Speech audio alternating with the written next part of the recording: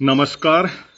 Global United panchayat की shadow cabinet में आप सभी का स्वागत। साथियों, ये हनुमान राम चौधरी नाम का पेज है जिससे मैं हमेशा लगातार 26 तारीख से 1 जून तक सोमवार से शुक्रवार तक लाइव आकर के और हमारी कैबिनेट के रूप में हम एक डिस्कशन करते हैं जिसको कि छाया मंत्रिमंडल कहा गया। विदेशों में ऐसा पैटर्न है कि सरकार किस तरह के कानून बनाती है, उसकी छाया के रूप में हम चलते हैं कि कौन सी नीतियां हैं जो जनहित की है या उसके पार्टी के या नेता के स्वहित की है या वो कॉरपोरेट के हित की है। इनके ऊपर अपना विश्लेषण करते हैं और उसी विश्लेषण के एरा में हम आपके सामने हमेशा 3 या 4 बिल लेकर के आते हैं। अभी तक जो हमने किया था उन बिलों के अंदर विश्लेषण ये था कि एक ऑफशोर यानी समुद्र के अंदर किस तरह से खुदाई करके धातुओं को प्राइवेट लोगों को इन्वॉल्व करके और धातु निकाल करके कैसे किया जाएगा, जिससे हमारा पर्यावरण कैसे बचेगा नहीं बचेगा ये बात। और समुद्र के बाहर जो है वो MMDR के नाम से माइंस एंड मिनरल यानी खनिज खोद करके किस तरह से निकाले जाएंगे। 12 एटॉमिक में से 6 प्राइवेट को, यानी प्राइवेट को आप धरती का खनिज खोदने, समुद्र में खनिज खोदने, ऑफशोर माइनिंग के नाम से। और आज हम ला रहे हैं आपके सामने जो कोस्टल एक्वाकल्चर अथॉरिटी, यानी हीरे जवाहरात मोती और ये जो जिस तरह से मुक्ता और ये जो निकल रहे हैं उनका एक अथॉरिटी है जो कहलाती है कोस्टल एक्वाकल्चर अथॉरिटी। इसका 2023 में अमेंडमेंट किया गया। ये अथॉरिटी पहले भी थी लेकिन इसको अमेंडमेंट करके और इस तरह की व्यवस्था कर दी कि प्राइवेट प्लेयर को इसके अंदर कैसे एंट्री दें, इसका एक मॉडल बनाया गया। और एक्वाकल्चर जो है कोस्टल पे यानी समुद्र के तट पर जो एक्वाकल्चर होती है उसके ऊपर इनका पकड़ रहेगी। ये पट्टे जारी करेंगे। जिस तरीके से क्लस्टर धरती पे करके किसानों से जमीन ली, उसी तरह से समुद्र तट का जो 7,500 किलोमीटर का जो एरिया है उसके अंदर खेती जो है, इसको कोस्टल एक्वाकल्चर कहते हैं। वो अलग तरह की खेती, मछली पालन भी है, मोती मुक्ता हीरे जवाहरात, इस तरह से कई तरह के उनके पालन किया जाता है। झींगा मछली को पाला जाता है और इस तरह से पहले ये तस्करी भी होती थी, अभी भी हो रही होगी, लेकिन प्राइवेट प्लेयर को इस मामले के अंदर एंटर किया गया इस बिल के द्वारा। तो ये आप जरूर देखें क्योंकि मैं नाम बोलूंगा, the coastal aquaculture authority amendment bill 2023।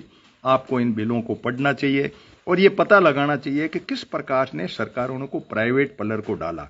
पहले समुद्र के अंदर ऑफशोर के नाम से के खनिज निकालने के लिए प्राइवेट कंपनियों को एंट्री दी।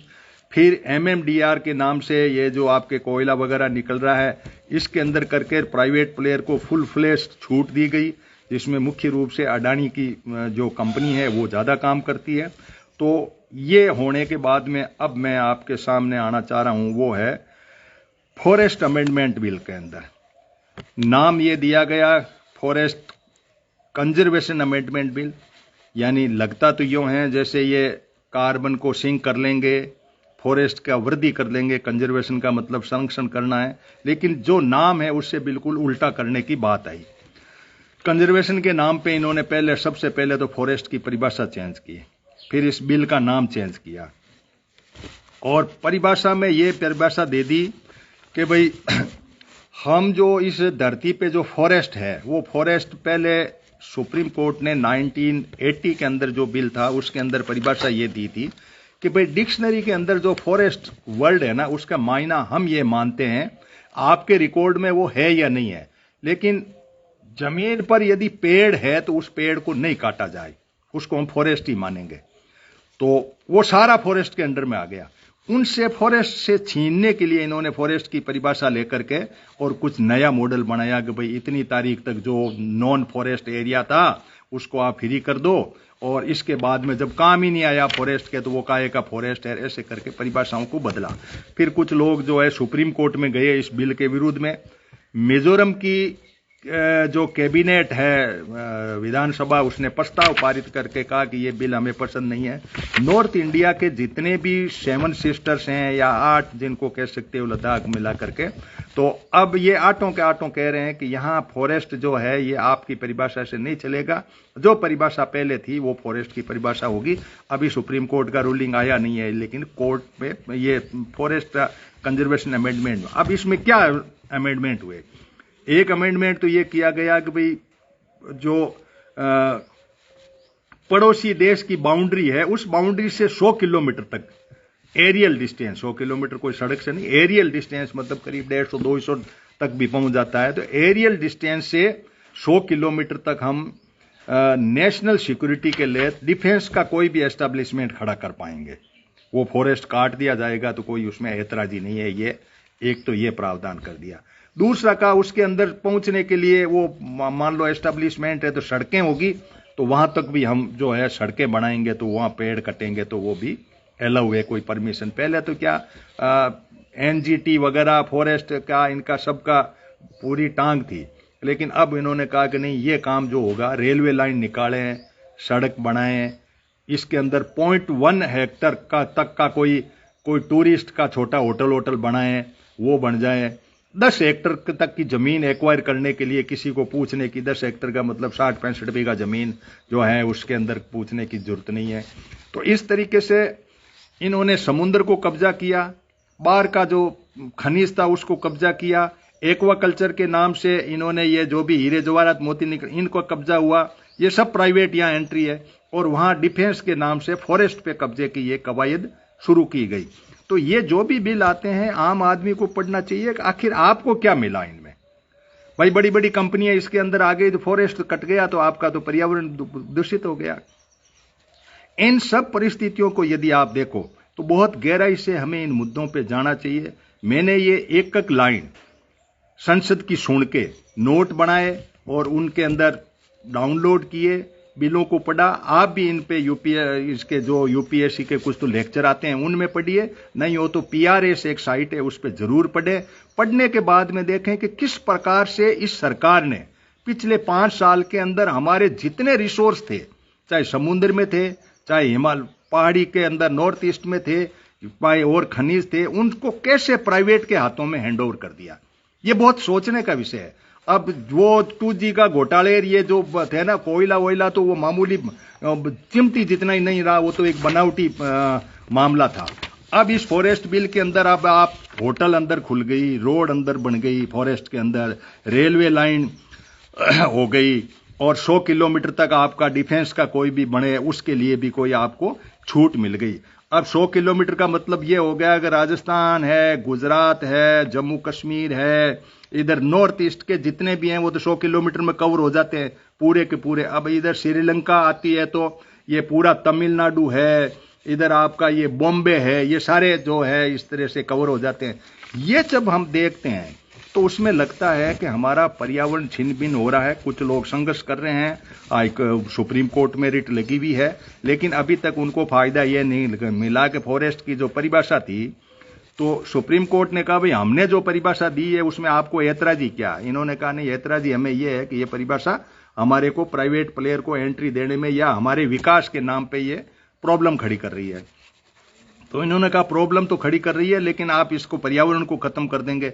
तब कहा कि जब हमारे एंट्री नहीं है नॉन फॉरेस्ट एरिया, तो कहा कि मुझे बताओ पहले, सुप्रीम कोर्ट ने कहा कि बताओ कितना है। ये मैं आपको इसके बारे में क्या ज्यादा जानकारी नहीं दे पा रहा हूं। अब वापस नेटवर्क कैच किया है, जितना भी आया होगा। कहने का मतलब ये है कि फॉरेस्ट के मामले में हमें एकदम से तो फॉरेस्ट है कौन सा नहीं है। बांस को आप यदि फॉरेस्ट की बाउंड्री के बाहर फेंक दो तो वो बांस जो है घास बन जाएगा। यानी 2 नंबर का काम, या फॉरेस्ट वालों से मिल जाओ और बांस को बाहर ले लो। इसलिए बंबू मिशन बनाया इस गवर्नमेंट ने, और बंबू मिशन के नाम से बहुत बड़े लोग जो है वो, मेरा जो ग्लोबल यूनाइटेड पंचायत का चैनल है उसके और बंबू के ऊपर 2 फुल मैंने 1.5-2 घंटे की मीटिंग की है, जो इंडिया के टॉप मोस्ट फॉरेस्ट के अंदर जो बांस का जो धंधा कर रहे हैं उन लोगों से अंदर, एक पंजाब यूनिवर्सिटी के प्रोफेसर थे उनके साथ में, और एक जो था किसान पाठशाला के नाम से। तो आप इन बातों को समझो कि हमारी प्रकृति को कैसे ये लोग लूट रहे हैं। अब तीसरा बिल मैं जो कह रहा हूं इंटर सर्विस ऑर्गेनाइजेशन के नाम से है। ये तीसरा बिल है। इंटर सर्विस का मतलब ये हुआ कि तीनों फौज के जो हैं इनके ऊपर, पहले वो राउत साहब थे, वो हेलीकॉप्टर क्रश होकर के वो एक्सपायर हो गए, तो उसके बाद में इन्होंने इंटर सर्विस को आपस में जोड़ा है इनको कमांड करने के लिए। जैसे इंटर सर्विस ऑर्गेनाइजेशंस के नाम से command control and discipline bill नाम से बनाया। अब इसको क्यों बनाया?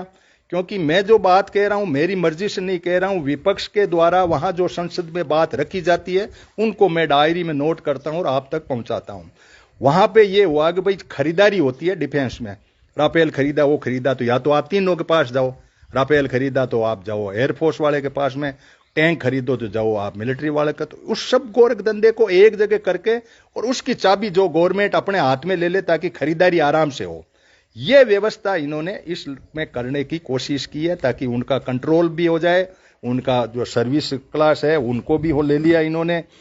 कमांड कंट्रोल एंड डिसिप्लिन के नाम से उसका जो है वो इंटर सर्विस के ऊपर एक पोस्ट बना दी और वो जो पोस्ट है वो पोस्ट पूरा इस तरीके से इनको आपस में लिंक करेगी और खरीदारी करेगी। ये सब बातें हमें बहुत गहराई से पढ़नी चाहिए और गूगल पे बहुत पढ़ी है मैंने। मान लो संसद देखी है वो किया, लेकिन फिर भी गूगल मेरा बहुत सहारा रहा है और मैंने उससे करके PRA साइट से लिया और आप तक मैं पहुंचा रहा हूं। हम 1 जून तक आपके बीच में रहेंगे।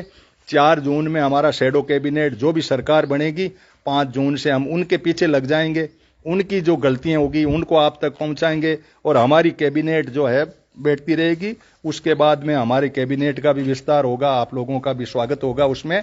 ग्लोबल यूनाइटेड पंचायत की YouTube चैनल पर हम अपलोड कर देंगे आज का वीडियो। दिल्ली के पहले पढ़े हैं, आप जरूर देखिएगा कौन कौन से बिल हुआ, क्या क्या उनमें प्रॉब्लम हुई, क्या विपक्ष ने कहा, वहां में किसके लिए किया गया, अडानी अंबानी या कॉरपोरेट के लिए किया गया या जनता के हित में किया गया या पार्टी के हित में किया गया। ये बातें अपने को ध्यान रखने की जरूरत है। जनता को जागना जरूरी है। अवेयरनेस प्रोग्राम के तहत हमारा कैबिनेट ये चलता है और दुनिया के अंदर 50 करीब देश हैं जिनमें शैडो कैबिनेट का मॉडल है और वो छाया के रूप में उस सरकार को देखते हैं और उसी की लाइन ऑफ एक्शन पे हम आपके बीच में उपस्थित होते हैं। थैंक यू, धन्यवाद। कल फिर 11:22 पे आप आइएगा, सुनिएगा और इसको शेयर ज्यादा से ज्यादा कर दो ताकि लोगों तक ज्यादा से ज्यादा पहुंच जाए और ग्लोबल यूनाइटेड पंचायत का YouTube चैनल सब्सक्राइब कर दो तो आप यदि ऑफ भी हो तो आपको मिल जाएगा। Thank you.